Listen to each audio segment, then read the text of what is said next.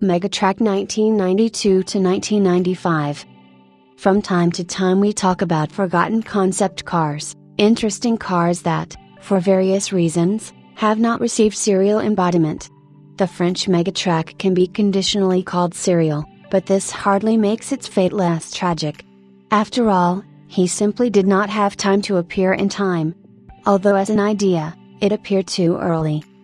After World War II, the hungry French car industry switched from luxury chariots like the Bugatti and Delage to unpretentious microcars, which were more often than not covered motorcycles with four wheels. Something more could be afforded only by auto giants Renault, Peugeot, Citroën, and they mainly focused on small hatchbacks, which are popular to this day, as well as single upstarts such as Facel.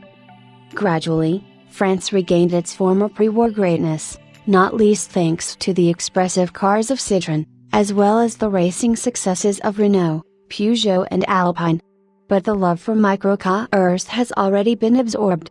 Moreover, some manufacturers like Areola, in the mid-70s, began to produce miniature cars that did not require a driver's license, but what else do romantic and carefree Frenchmen need? By the mid-1980s, Areola went bankrupt, and it was bought for a pittance by businessman and entrepreneur Georges Blaine, who founded the company Aixam on the wreckage of Areola. The latter, under the skillful leadership, became the leading manufacturer of microcars of the type Voiture sans permis, the very ones for which no license was required, only 14 years of age and the absence of prohibitive medical prescriptions, and remains so to this day. However, this was not enough for the ambitious Monsieur Blaine. In 1992, the entrepreneur registers the Mega trademark. Over time, the team under this brand will win the 1994 to 1995 season in the Andros Trophy Championship, as well as create an interesting Monte Carlo supercar with the support of Mobil and Michelin. Nevertheless, car maniacs will always remember her thanks to the track model, which to this day has no analogs. Actually, the talking brand Mega was registered for this particular car.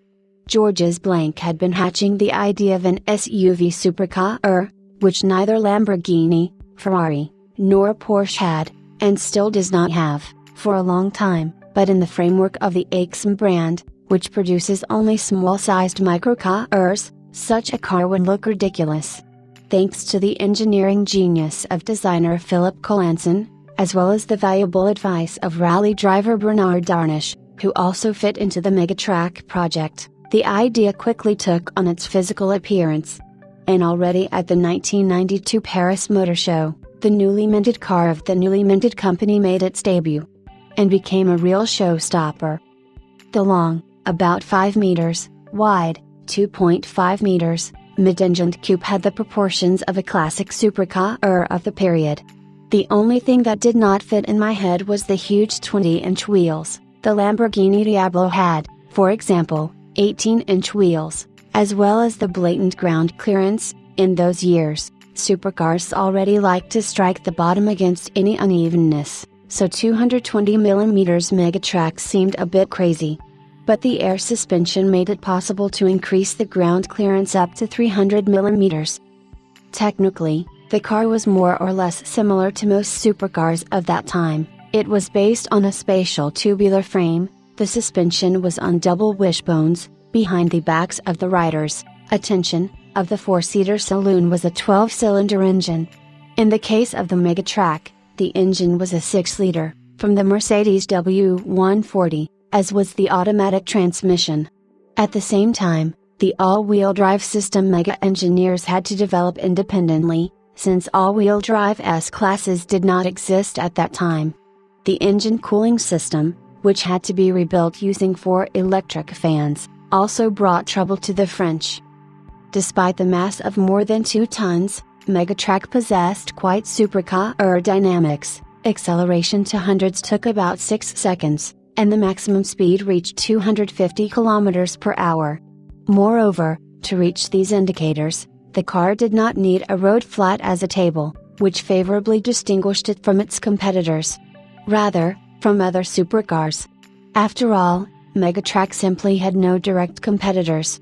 At the same time, The interior had armchairs with high-quality leather upholstery and electrical adjustments, air conditioning, a cool audio system and other benefits of that era. It would seem that the car is doomed to success, because after the auto show there was only talk that about the new French supercar, millionaires stood with checkbooks at the ready in the hope of getting the Megatrack before the rest. However, at the time of its debut, the Mega Enterprise did not have production lines to produce such a complex car on a more or less industrial scale. In addition, the Megatrack required running tests and bringing the quality to the ideal, blank could not allow otherwise. As a result, 5 copies, according to other sources, 11, were released only in 1995, when many managed to forget about the car.